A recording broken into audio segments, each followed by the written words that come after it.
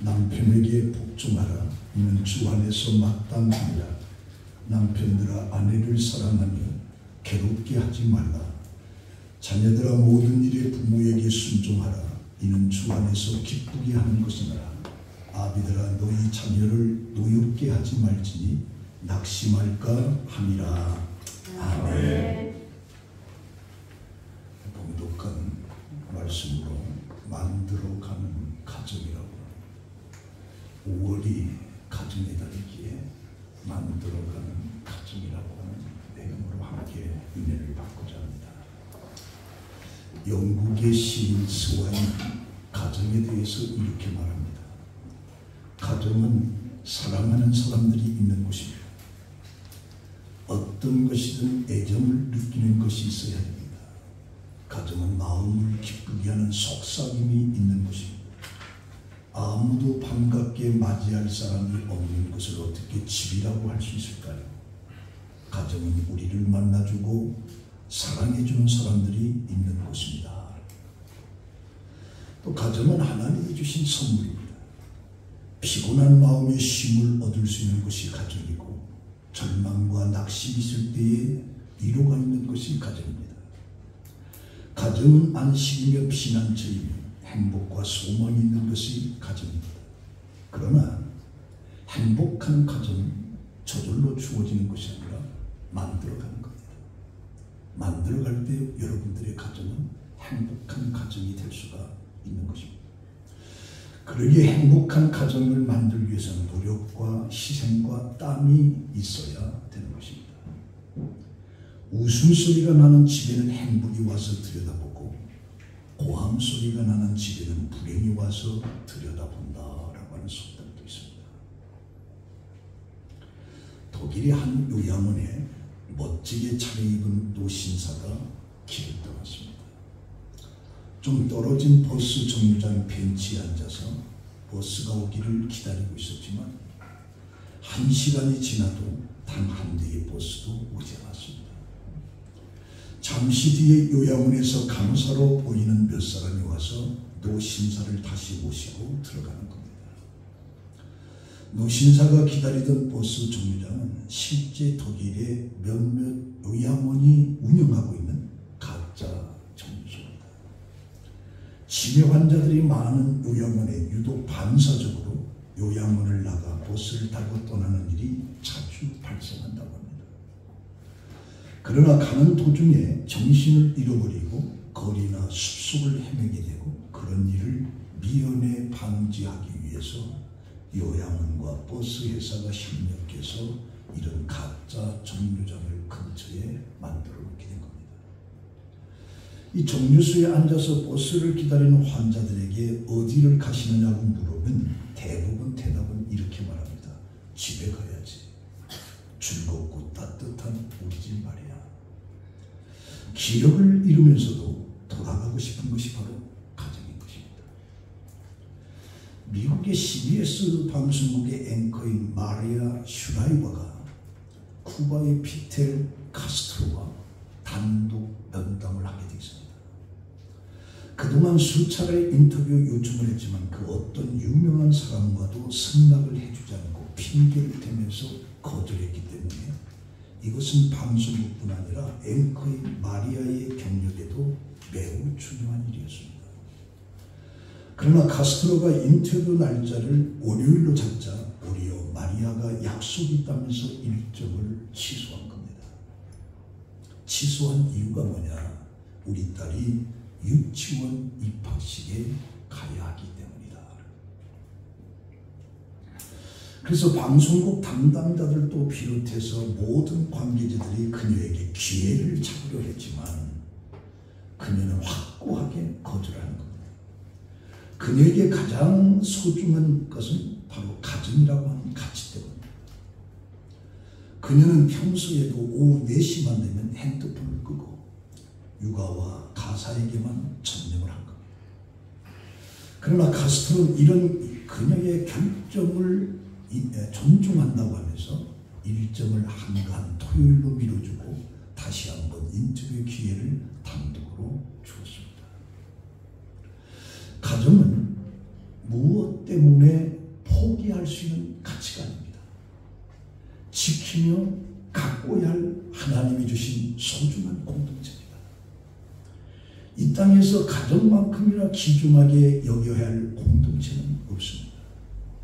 일과 나의 목표가 가정보다 우선되지 않도록 해야 될 겁니다. 가정의 모습과 상황에 관계없이 가정을 주신 것 자체를 주님께 감사하면서 살아야 돼요. 그래서 이 가정의 중요성을 아무리 강조해도 지나치지가 않습니다. 가정을 대신할 곳은 아무것도 없습니다. 가정이야말로 지상에 있는 유일한 천국이라고 해도 지나친 말이 아닙니다.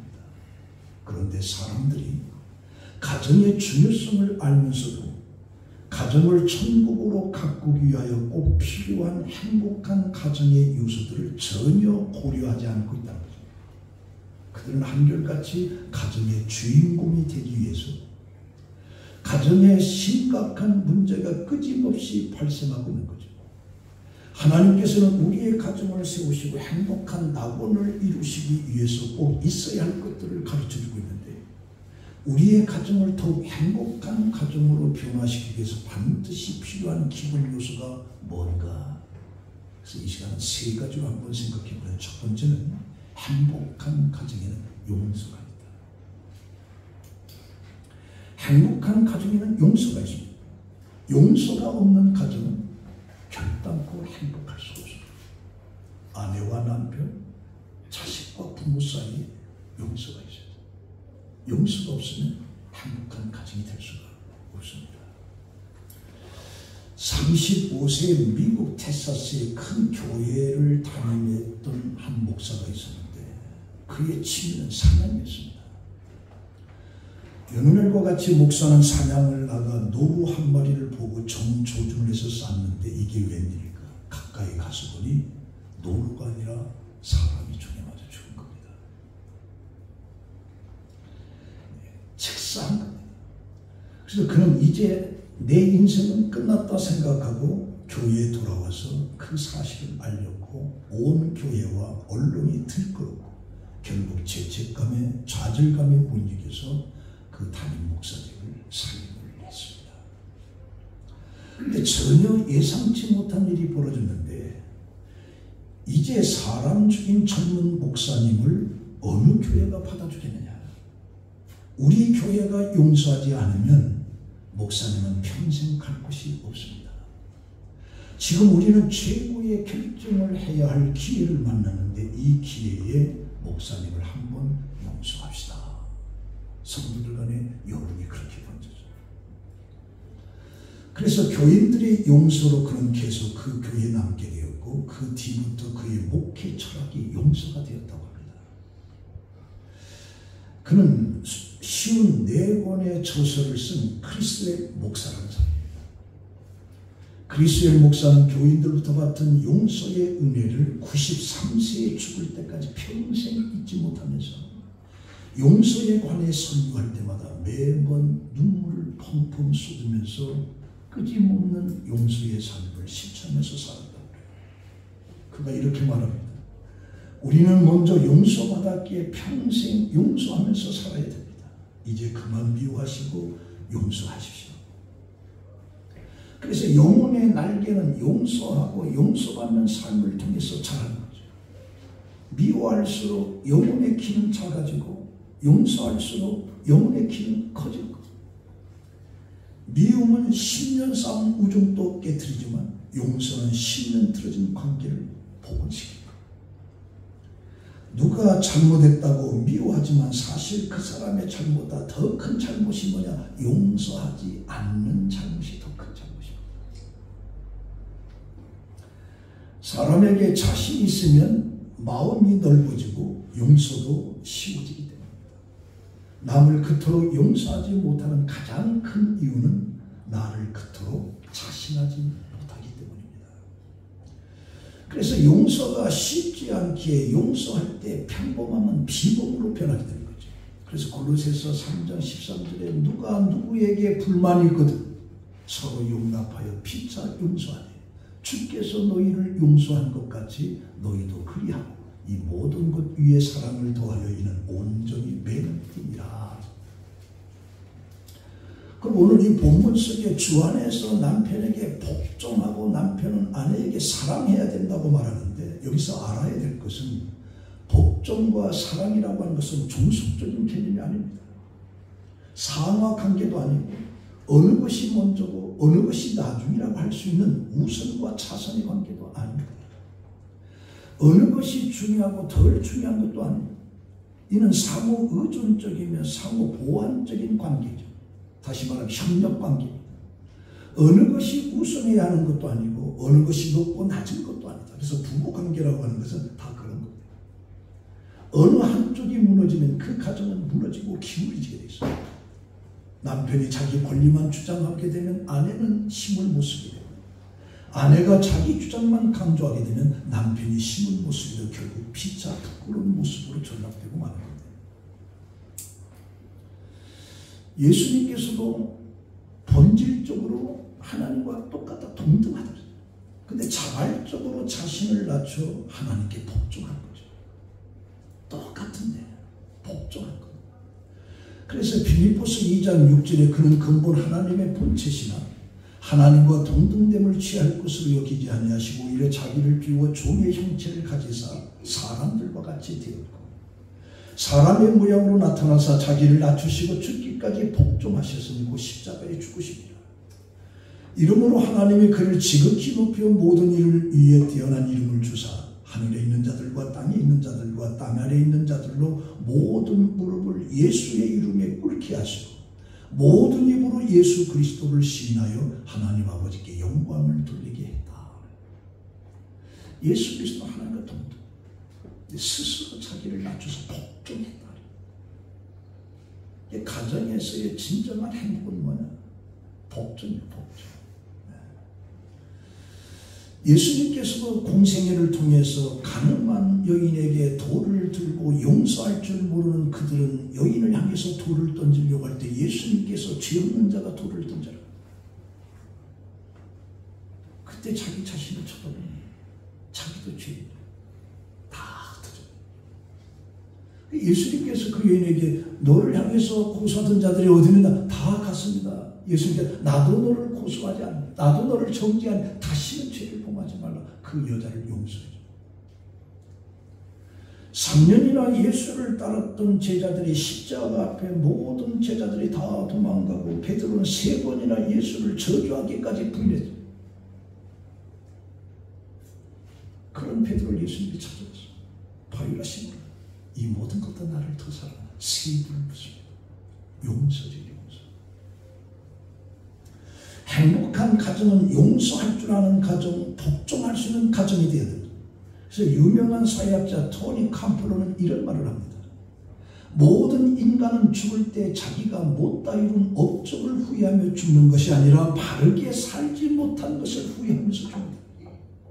내가 무엇을 이루지 못했다, 내가 이걸 못했다, 그게 아니라 내가 세상을 올바르게 살지 못했다라고 하는 걸 후회하면서 죽는다는 거죠. 그래서 진정한 행복한 가정은 용서와 복종이 있을 때 행복한 가정이 됩니다. 아내가 남편을 용서하지 못할 게 뭐가 있어요? 남편이 아내를 용서하지 못할 게, 부모가 자식이 부모를 용서하지 못할 게 하나도 없어요.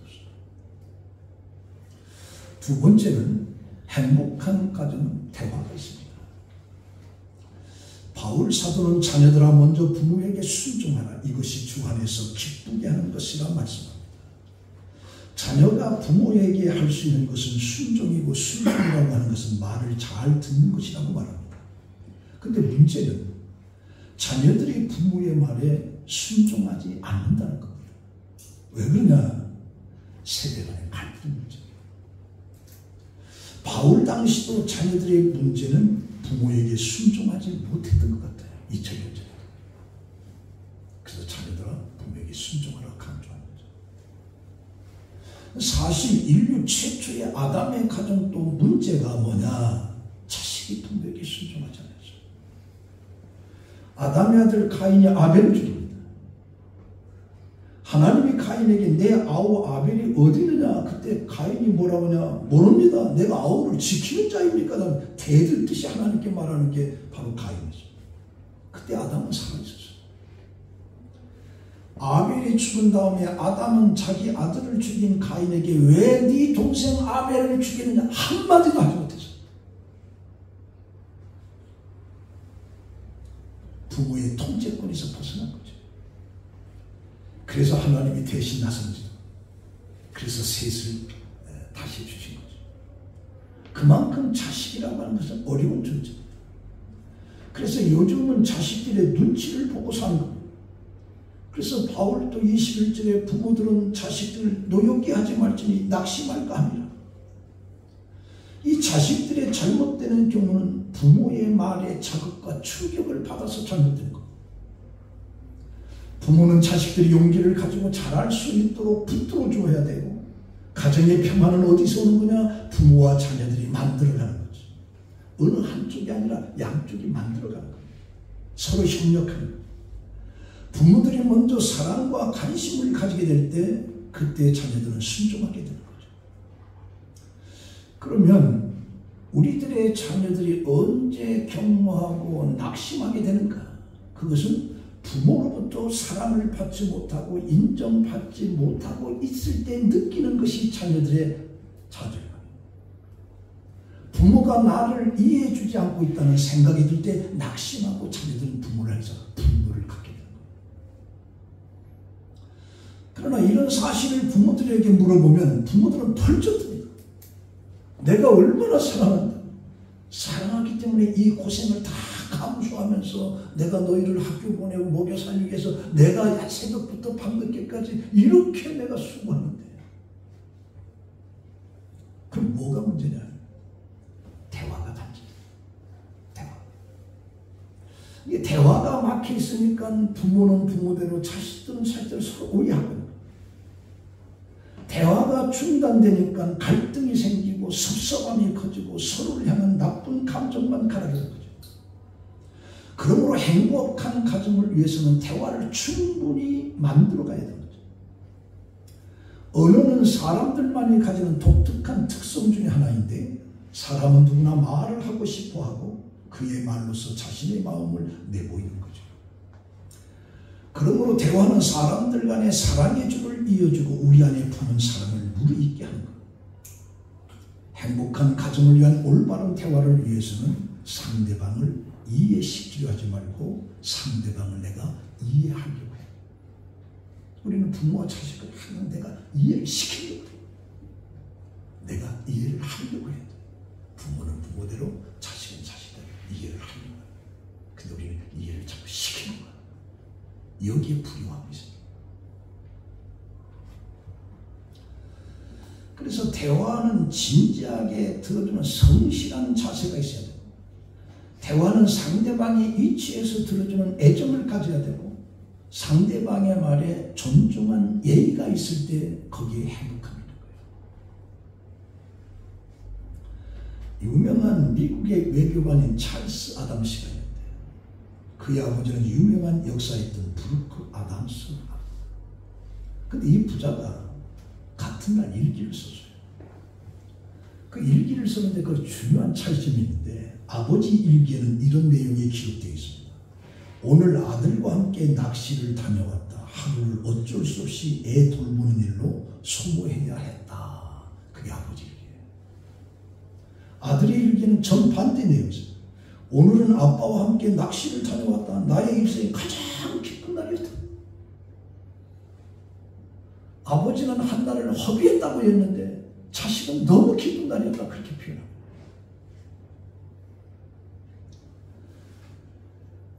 자녀들이 대화를 원해도 부모가 바빠서 대화할 수 없다라고 하는 현실이라고 하는 핑계 속에 살아갑니다.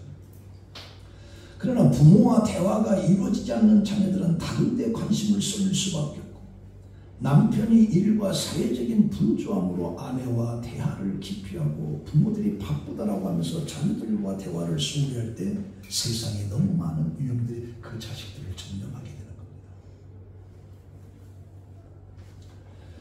13세기의 호헨슈타인가의 황제 프리드리 2세가 몇몇 어린들에게 대화하는 것을 지하고는 살아가는 데 필요한 모든 것을 다 제공하고 대화를 하지 못하겠어요. 이건 하나의 실험 테스트입니다. 아무 대화지도 안 했을 때 어느 날 어떤 말을 가장 먼저 쓸 것인가를 실험한 거였습니다. 근데 그 실험은 헛되고 말았습니다. 왜냐하면 다 죽었기 때문에.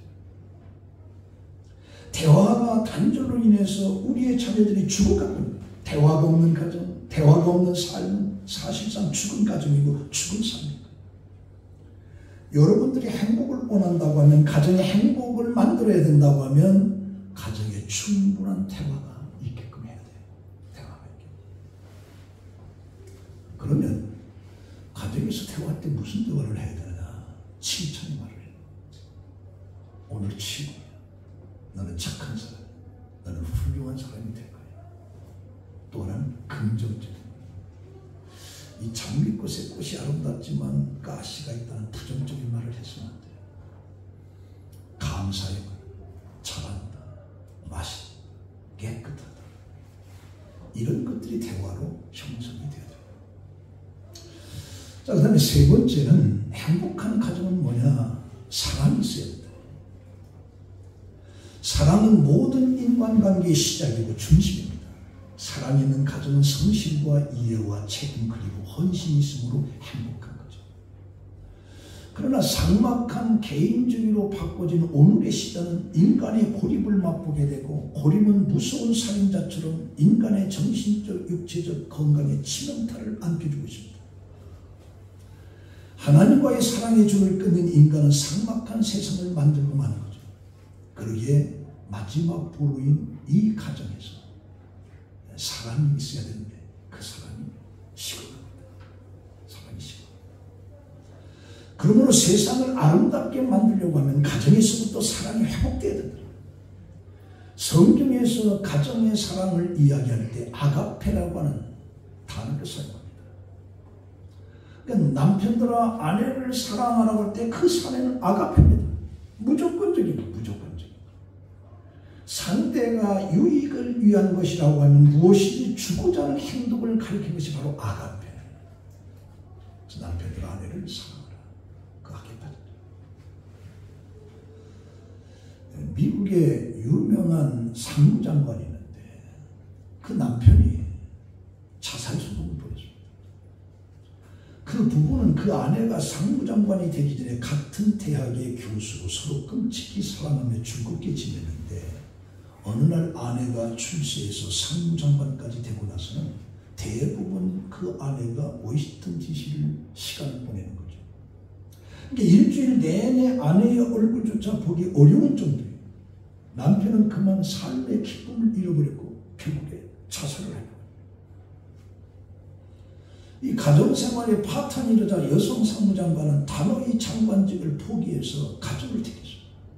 그때의 가정의 안정과 행복이 되찾게 된 거죠. 그 대부분 사람들이 성공의 척도를 부여주고 있고 물질이 많으면 살아가는 데 있어서 없는 것보다는 편한 것이지만, 그러나 물질이 있다고 해서 결코 모든 것을 얻는 것은 아니다. 진정한 행복은 물질이 있는 것이 아니라 가정의 행복은 가족들 간에 흐르는 따뜻한 사랑과 이해 속에서 피어나는 것입니다. 징수성찬을 차려놓고 식탁에 둘러앉아서 가족 간에 서로 미워하고 다툰다면 그것은 행복이라고 말할 수가 없어요. 여러분들 그 홀트 아동 복지라고 유명한 우리 아이들이 미국으로 보내준 홀트 아동 복지. 그 한국 정제방식. 이 홀트 씨가 만난 대다수의 아이들이 병이 들어있었습니다. 고칠 가능성 있는 아이들은 병원에 입원시키고, 그리고 가망이 없다고 여겨지는 아이들은 홀트 씨가 자기 자신이 맡은 거예요. 그런데 병원에 입원을 시킨 아이들 중 대다수가 다 사망했어요. 반면에 그가 데리고 있는 아이들은 오히려 더 건강해진 거죠. 그러면 이 홀치씨가 뭐가 있느냐? 집에 남은 아이들에게 그가 해줄 수 있었던 것은 고작 아이들을 껴안아주고 스킨십한 것밖에 없었어요. 그 살갗으로 전해진 사랑이 아이들을 살린 것입니다. 반면에 그 아이들의 죽음의 원인은 뭐냐? 그들에게 비타민이나 영양소가 부족해서가 아니라 가족의 사랑이 부족했기 때문에 그 병원에서 다 죽은 거죠. 행복한 가정은 저절로 만들어지지 않습니다. 이기적이고 중심적으로 상대방에게 희생을 요구하고 자기의 만족과 자기의 욕심을 위해서는 다른 가족의 희생을 당연하게 여기는 사람에는 절대로 행복이 찾아오지 않습니다. 가족 간에 아낌없이 사랑으로 자신을 주며 그리스도께서 우리를 위하여 당신을 희생같이 한 것 같이 가족 간에 서로를 위해서 주저하지 않고 헌신으로 자신을 내어주고 사랑할 때 행복한 가정이 이루어진 것. 성도 여러분들의 가정에는 사랑이 있습니까? 여러분들의 마음속에 사랑이 얼마나 넘칩니까? 그 사랑이 행복한 가정을 만들 수가 있습니다. 자, 오늘 이 말씀까지 결론 냈습니다. 여러분들의 가정에는 용서가 있는가? 여러분들의 가정에는 대화가 있는가? 여러분들의 가정에는 사랑이 있는가? 성경에는 많은 가정들이 나옵니다. 구약의 아담의 가정, 가인의 가정, 노아의 가정, 아브라함의 가정, 야곱의 가정, 솔로몬의 가정, 다윗의 가정, 호세의 가정, 다양합니다. 신약 속에서도 예수님의 가정, 마리아와 마르다, 나사로의 삼남매의 가정, 고넬료의 가정, 브리스길라, 아굴라의 가정, 사개오 가정. 그럼 이 내용 속에 보면 행복한 가정이 있는가 하면 불행한 가정이 있습니다. 중요한 것은 행복한 가정은 자기들이 만들어가는 거예요. 만들어갈 때 행복한 가정이 되는 것이지 한국에서 뚝 떠가지고 우리 집은 행복하다. 전혀 그렇지 않습니다. 그래서 오늘 우리 모두에게 가정을 행복하게 만들으라고 하는 숙제를 하나님께서 우리에게 주신 겁니다. 그래서 가정이라고 하는 것은 집을 짓는 것과 같은데 좋은 장소, 좋은 재료, 좋은 목수가 필요합니다. 그래서 좋은 행복한 가정을 만들으라고 하나님 주신 이 숙제를 여러분들은 용서와 따뜻한 대화와 사랑을 가지고 행복한 가정을 만들고 행복을 누리는 여러분들의 삶이 되기를 예수의 이름으로 축원합니다. 기도하겠습니다. 하나님 감사합니다. 5월 가정의 달에 하나님께서 가정이라고 하는 선물을 우리에게 주었는데 나는 과연 이 가정을 행복하게 만들었는가? 그 가정 속에서 내가 행복을 지금 느끼고 있는가? 우리 자신의 삶을 깊이 들여다보면서 우리는 서로 용서와 대화와 사랑을 통해서 행복한 가정을 만들어가며 그 행복을 누리면서 사는 우리 성도들이 되게 하여 주시옵소서. 예수님의 이름으로 기도합니다. 아멘.